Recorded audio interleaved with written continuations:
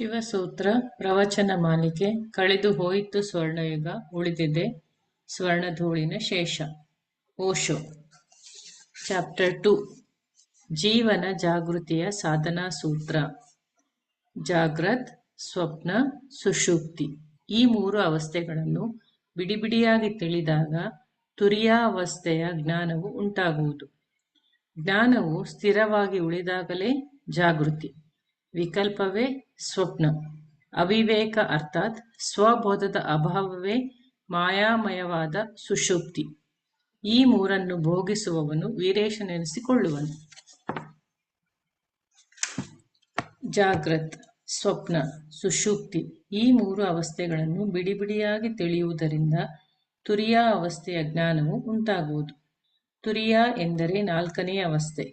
ತುರಿಯಾ ಅವಸ್ಥೆಯ ಅರ್ಥ ಪರಮಜ್ಞಾನವೆಂದು, ತುರಿಯಾವಸ್ಥೆಯ ಅರ್ಥ ಒಳಗೆ ಯಾವ ರೀತಿಯ ಕತ್ತಲೂ ಇಲ್ಲವಾಗುವುದು, ಎಲ್ಲವೂ ಜ್ಯೋತಿರ್ಮಯವಾಗುವುದು, ಒಳಗಿನ ಒಂದು ಮೂಲೆಯಲ್ಲೂ ಕತ್ತಲಿನ ಲೇಷವಿಲ್ಲವಿರುವುದು, ನಮ್ಮ ಜಾಗೃತಿಗೆ ಎಟುಕದೆ ಯಾವುದೊಂದೂ ಉಳಿಯದಿರುವುದು, ಬಾಹ್ಯದಲ್ಲಾಗಲಿ ಅಭ್ಯಂತರದಲ್ಲಾಗಲಿ ಎಲ್ಲೆಡೆಗೂ ಜಾಗೃತಿಯ ಪ್ರಕಾಶ ಚೆಲ್ಲುತ್ತಿರಬೇಕು.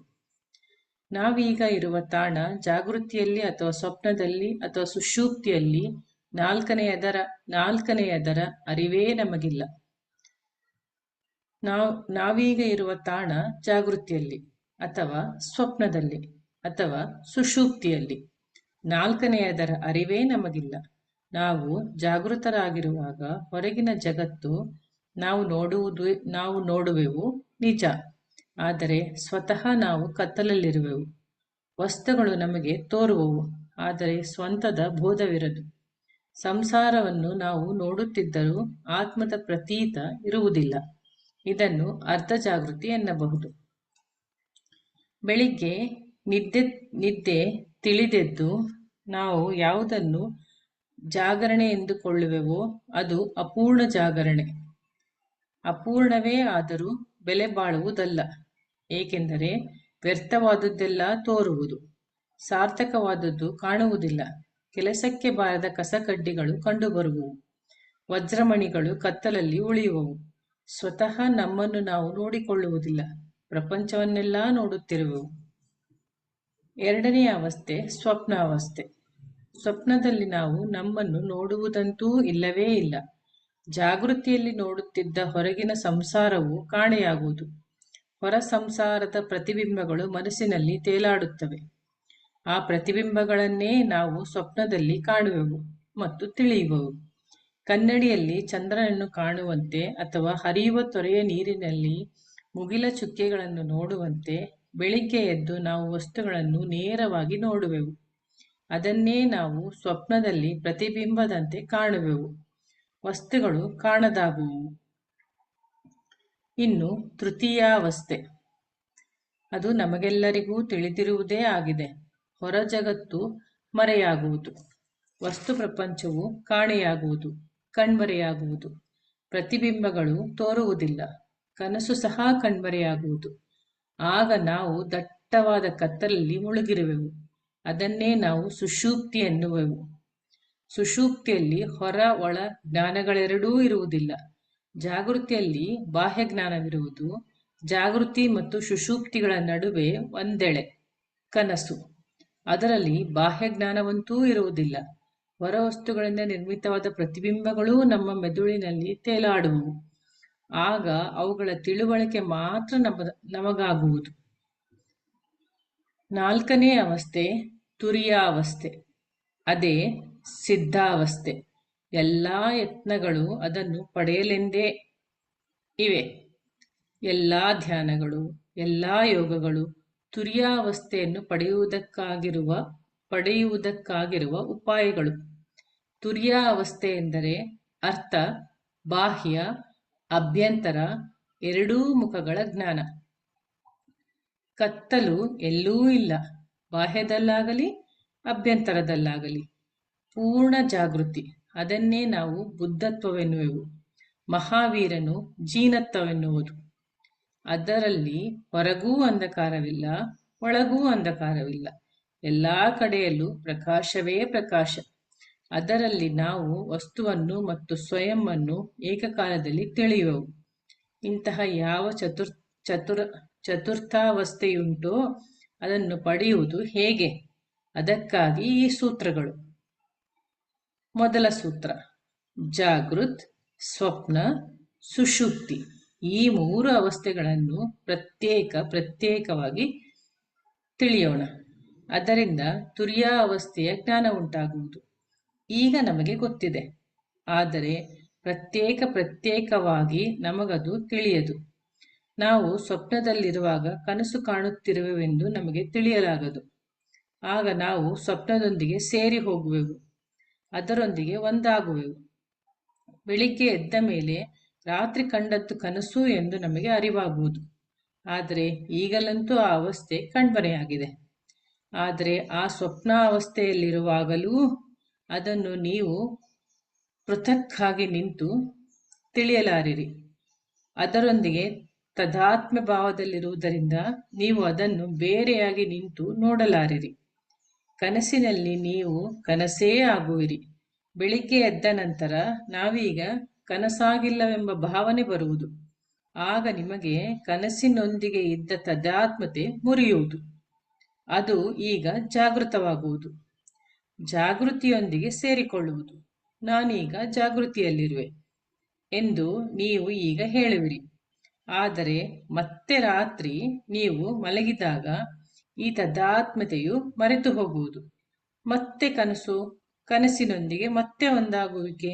ಹೀಗೆ ನಿಮ್ಮ ಕಣ್ಮುಂದೆ ಸುಳಿಯುವುದರ ಮೇಲೆಲ್ಲ ನಿಮ್ಮ ತದಾತ್ಮತೆ ಕೂಡುತ್ತಾ ಹೋಗುವುದು. ಆದರೆ ವಸ್ತುತಃ ನೀವು ಅವೆಲ್ಲವುಗಳಿಗಿಂತ ಬೇರೆಯಾಗಿದ್ದೀರಿ.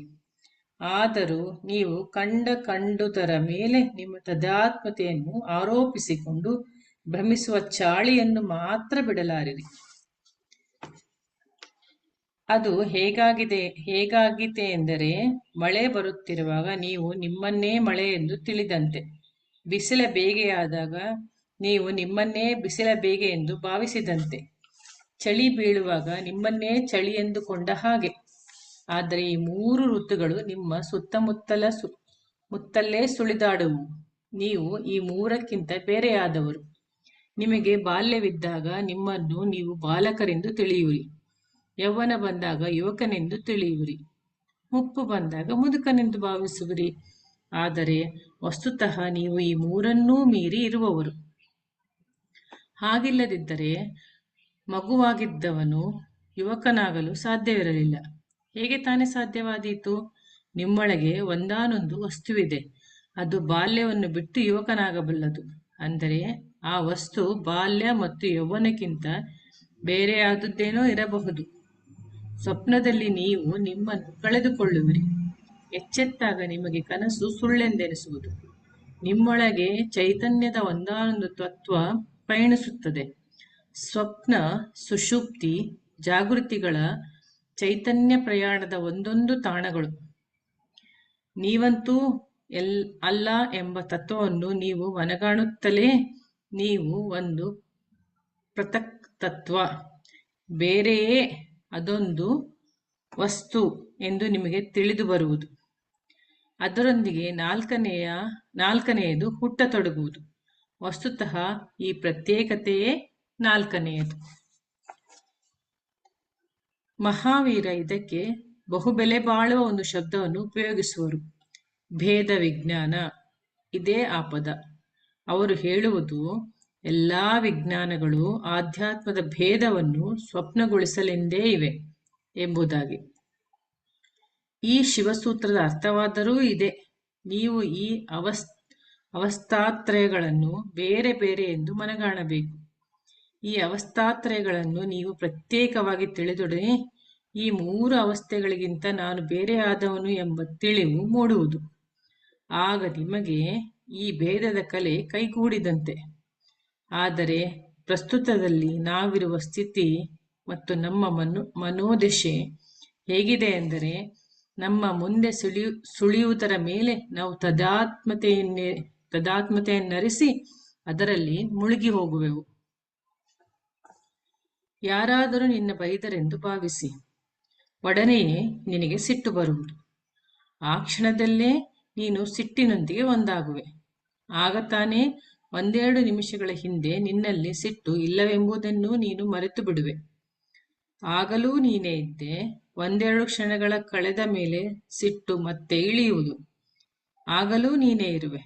ಅಂದರೆ ಸಿಟ್ಟೆಂಬುದು ನಡುವೆ ಎದ್ದ ಹೊಗೆ. ಅದು ನಿನ್ನನ್ನು ಎಷ್ಟೇ ಮುತ್ತಿದರೂ ಅದು ನಿನ್ನ ಸ್ವಭಾವವಲ್ಲ. ಚಿಂತೆಯುಂಟಾದಾಗ ಆ ಚಿಂತೆಯ ಮೋಡಗಳು ನಿನ್ನನ್ನು ಮುಸುಕಿಕೊಳ್ಳುವುದು. ಸೂರ್ಯನು ಮರೆಯಾಗುವನು. ನಾನು ಬೇರೆಯಾದವನು ಎಂಬುದು ನಿನಗೆ ಮರೆತು ಹೋಗುವುದು. ಸುಖವು ಬಂತೆಂದರೆ ನೀನು ಕುಣಿದಾಡುವೆ. ದುಃಖ ಬಂದಾಗ ಅಳತೊಡಗುವೆ. ಜೀವನದಲ್ಲಿ ಘಟಿಸುವುದರೊಂದಿಗೆಲ್ಲ ನೀನು ಒಂದಾಗಿ ಕುಗ್ಗುವೆ. ನಿನ್ನ ಪಾರ್ಥಕ್ಯದ ಬೆರೆತನದ ಅರಿವಿಲ್ಲ. ಮೆಲ್ಲನೆ ಇವುಗಳನ್ನೆಲ್ಲ ಬೇರೆ ಮಾಡುವುದನ್ನು ನೀನು ಕಲಿಯಬೇಕು. ಊಟ ಮಾಡುವಾಗ ಉಣ್ಣುವುದು ಶರೀರವೆಂದು ತಿಳಿ. ಹಸಿವಾದಾಗ ಹಸಿವಾಗಿರುವುದು ಶರೀರಕ್ಕೆ ಎಂದು ತಿಳಿ. ನಾನು ಕೇವಲ ತಿಳಿಯುವವನು. ಚೈತನ್ಯಕ್ಕೆ ಯಾವ ಹಸಿವು ತೃಷೆಗಳಿಲ್ಲ. ಸೆಕೆಯಾದಾಗ ಮೈಯೆಲ್ಲ ಬೆವರುತ್ತಿರುವುದು ಶರೀರ ಎಂದು ತಿಳಿ. ಹಾಗೆಂದ ಮಾತ್ರಕ್ಕೆ ಸೆಕೆಯಲ್ಲಿ ಬೆವರು ಹರಿಸುತ್ತಾ ಸುಮ್ಮನೆ ಕೂರಬೇಕೆಂದೇನೂ ಅರ್ಥವಲ್ಲ. ತಿಳಿದು ಅದಕ್ಕೆ ಸರಿಯಾದ ಉಪಚಾರ ಮಾಡು. ಆದರೆ ಈ ಉಪಚಾರ ಶರೀರಕ್ಕೆ ಎಂಬ ಭಾವನೆ ಬಲವಾಗಿ ಅಂಟಿರಲಿ. ನೀನು ಕೇವಲ ನೋಡುವವನು, ತಿಳಿಯುವವನು ಅಷ್ಟೇ. ಹೀಗೆ ನಿಧಾನವಾಗಿ ನಿನಗೊದಗುವ ಪ್ರತಿಯೊಂದು ಘಟನೆಯನ್ನು ಬೇರೆ ಮಾಡಿಕೊಳ್ಳುವ ಕಲೆಯನ್ನು ಅಭ್ಯಾಸ ಮಾಡು. ಈ ಕಲೆ ನಿಜವಾಗಿ ಕಠಿಣವಾದುದು, ಕಷ್ಟಕರ. ಏಕೆಂದರೆ ನಿನಗೂ ನಿನ್ನ ಶರೀರಕ್ಕೂ ನಡುವೆ ಇರುವ ರೇಖೆ ತೀರಾ ಸೂಕ್ಷ್ಮ, ಅಸ್ಪಷ್ಟ. ಅನಂತ ಜನ್ಮಗಳಿಂದ ತದಾತ್ಮ ಭಾವವನ್ನು ಬೆಳೆಸಿಕೊಂಡು ಬಂದಿರುವೆ. ಅದನ್ನು ಒಮ್ಮೆಲೇ ಮುರಿದು ಹಾಕುವುದು ಅಷ್ಟು ಸುಲಭವಲ್ಲ. ನೀನು ಬೇರೆಯುವುದನ್ನು ಮಾತ್ರ ಕಲಿತಿರುವೆ. ನೀನು ಬೆರೆಯುವುದನ್ನು ಮಾತ್ರ ಕಲಿತಿರುವೆ, ಮುರಿಯುವುದನ್ನು ಕಲಿತಿಲ್ಲ. ಇದರ ಹೆಸರೇ ಮೂರ್ಛೆ. ಪ್ರತಿಯೊಂದರಲ್ಲೂ ಬೆರೆತುಕೊಳ್ಳುವುದೇ ಮೂರ್ಛೆ, ಬೆರೆಯದಿರುವುದೇ ಜಾಗೃತಿ. ಒಂದು ಬೆಳಿಗ್ಗೆ ಮುಲ್ಲಾ ನಸ್ರುದ್ದೀನ್ ಆಸ್ಪತ್ರೆಯಲ್ಲಿ ತನ್ನೊಬ್ಬ ಗೆಳೆಯನೊಂದಿಗೆ ಕುಳಿತಿದ್ದ. ಆ ಗೆಳೆಯ ಕಣ್ತೆರೆದು ನಸ್ರುದ್ದೀನನಿಗೆ ಕೇಳಿದ, ಆದದ್ದೇನು ನಸ್ರುದ್ದೀನ್? ನನಗೊಂದೂ ನೆನಪೇ ಇಲ್ಲ. ನಸ್ರುದ್ದೀನ್ ಅದಕ್ಕೆ ಹೇಳಿದ, ರಾತ್ರಿ ನೀನು ಕುಡಿದದ್ದು ಸ್ವಲ್ಪ ಹೆಚ್ಚಾಯಿತು. ಆದ್ದರಿಂದ ನೀನು ಕಿಟಕಿಯನ್ನು ಹತ್ತಿದೆ. ಹಕ್ಕಿಯಂತೆ ಹಾರಬಲ್ಲೆನೆಂದು ನೀನು ಹೇಳಿದೆ. ಅಂತೆಯೇ ಹಾರಿಯೂ ಬಿಟ್ಟೆ. 3ನೇ ಮಹಡಿಯಲ್ಲಿದ್ದೆ ಎಂದ ಮೇಲೆ ಮುಂದಿನ ಘಟನೆಯನ್ನು ಬೇರೆ ಹೇಳಬೇಕೇ? ಮೂಳೆಗಳೆಲ್ಲ ಪುಡಿ ಪುಡಿ. ಗೆಳೆಯನು ಎದ್ದೇಳುವ ಪ್ರಯತ್ನ ಮಾಡುತ್ತಾ ಕೇಳಿದ, ಹಾಗಾದರೆ ನೀನು ಅಲ್ಲಿದ್ದೆ ಅಲ್ಲವೇ? ನನ್ನನ್ನು ತಡೆಯಬಾರದಿತ್ತೇ? ಅದೆಂತಹ ಸ್ನೇಹಿತನಯ್ಯ ನೀನು? ನಸ್ರುದ್ದೀನ್ ಹೇಳಿದ, ಈಗೇಕೆ ಈ ಮಾತು? ನಿಜ ಹೇಳುವುದಾದರೆ ನನಗೂ ಈಗ ನೀನು ಹಾರಬಲ್ಲೆ ಎಂದೇ ಅನಿಸಿತ್ತು. ಅಷ್ಟೇ ಅಲ್ಲ, ನನ್ನ ಪೈಜಾಮೆಯ ನಾಡಿ ತುಸು ಸಡಿಲವಾಗಿತ್ತು. ಇಲ್ಲದಿದ್ದರೆ ನಾನು ನಿನ್ನೊಂದಿಗೆ ಬರುತ್ತಿದ್ದೆ. ಹಾರುವಾಗ ಪೈಜಾಮ ಕಳಚಿ ಹೋಯಿತೆಂದು ಹೆದರಿ ಸುಮ್ಮನಾದೆ. ಹಾಗಾಗಿ ಉಳಿದುಕೊಂಡೆ. ನೀನು ಕುಡಿದಿದ್ದೆ, ನಾನೂ ಕುಡಿದಿದ್ದೆ. ಮೂರ್ಛೆ ಎಂದರೆ ಮನಸ್ಸಿಗೆ ಹೇಗೆನಿಸಿದರೆ ಹಾಗೆ ಅದರೊಂದಿಗೆ ಒಂದಾಗುವುದು. ಹೆಂಡ ಕುಣಿಕನಿಗೆ ತಾನು ಆರಬಹುದೆಂದನಿಸಿತು. ಅವನಿಗೆ ಅದರಲ್ಲಿ ಭೇದವನ್ನೆಣಿಸುವಂತಿಲ್ಲ. ವಿಚಾರ ವಿಮರ್ಶೆಗೆ ಸ್ಥಾನವಿದ್ದರೆ ತಾನೇ, ವಿವೇಕಕ್ಕೆ ಆಸ್ಪದವಿದ್ದರೆ ತಾನೇ ಮನಸ್ಸಿನಲ್ಲಿ ವಿಚಾರ ಮೂಡೀತು. ಇನ್ನೇನು ಅದರಲ್ಲೇ ಒಂದಾಗಿ ಸೇರಿಕೊಂಡ. ನಿಮ್ಮ ಬಾಳು ಈ ಹೆಂಡ ಕುಡುಕರಂತಹದ್ದು. ನೀವು ಕಿಟಕಿಯಿಂದ ಹಾರದಿರಬಹುದು, ಆಸ್ಪತ್ರೆಗೂ ದಾಖಲಾಗದಿರಬಹುದು, ಮೂಳೆ ಮುರಿದುಕೊಳ್ಳದಿರಬಹುದು. ಆದರೆ ತುಂಬಾ ಸೂಕ್ಷ್ಮವಾಗಿ ನೋಡಿದರೆ ನೀವೆಲ್ಲ ಆಸ್ಪತ್ರೆಯಲ್ಲಿ ದಾಖಲಾಗಿರುವವರೇ, ಮೂಳೆಗಳನ್ನು ಮುರಿದುಕೊಂಡವರೇ. ಏಕೆಂದರೆ ನಿಮ್ಮ ಬಾಳೆಲ್ಲ ಒಂದು ರೋಗ. ಆ ರೋಗದಲ್ಲಿ ದುಃಖ ಪೀಡೆಗಳಲ್ಲದೆ ಬೇರೇನು ಕೈ ಹತ್ತದು. ಎಲ್ಲೆಡೆಗಳಲ್ಲೂ ನೀವು ಬಿದ್ದು ಮೈ ಮುರಿದುಕೊಂಡವರು. ಈ ಮೈ ಮುರಿತಗಳ ಹಿಂದಿರುವುದು ಒಂದೇ ಒಂದು ಸೂತ್ರ, ಮೂರ್ಛೆ. ಜೀವನದಲ್ಲಿ ಘಟಿಸುವ ಪ್ರತಿಯೊಂದು ಪರಿಸ್ಥಿತಿಯಲ್ಲೂ ಎಚ್ಚರ ತಪ್ಪಿ ಒಂದಾಗುವುದು. ಆ ಪರಿಸ್ಥಿತಿಗೂ ನಿಮಗೂ ಅಂತರವನ್ನು ಕಲ್ಪಿಸಿಕೊಳ್ಳದಿರುವುದೇ ಈ ಸೂತ್ರ.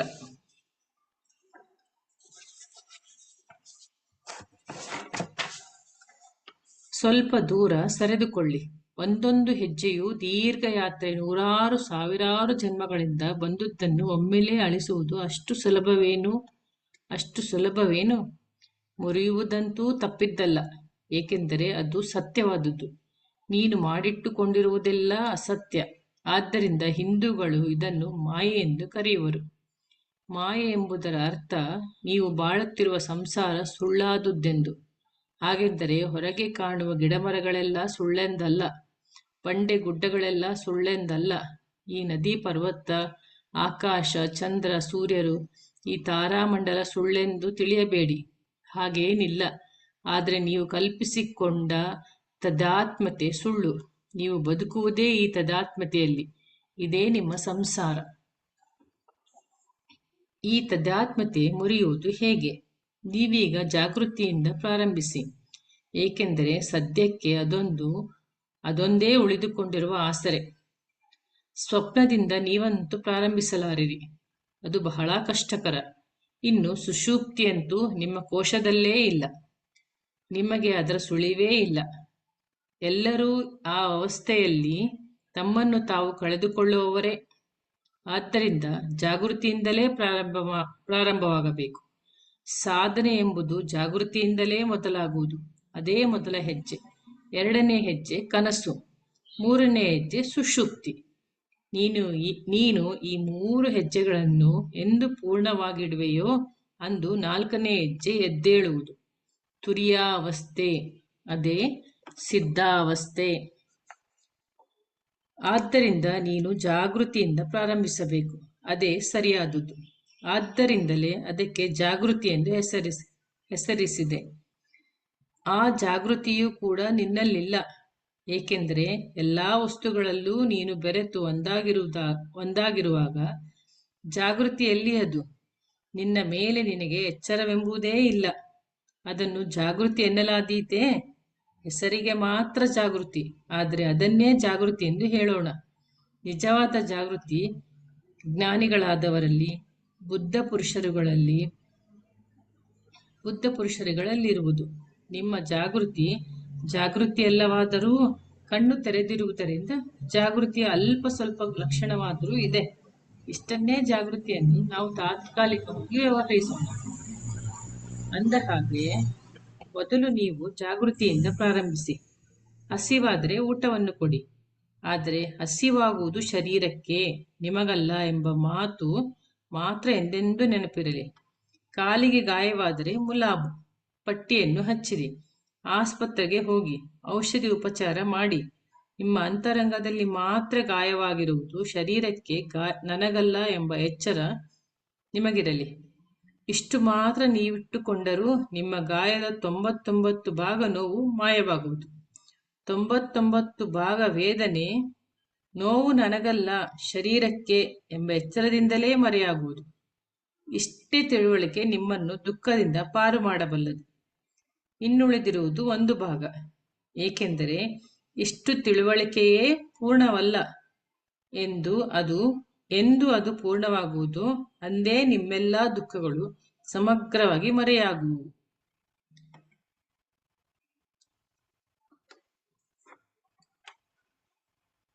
End of page number 46.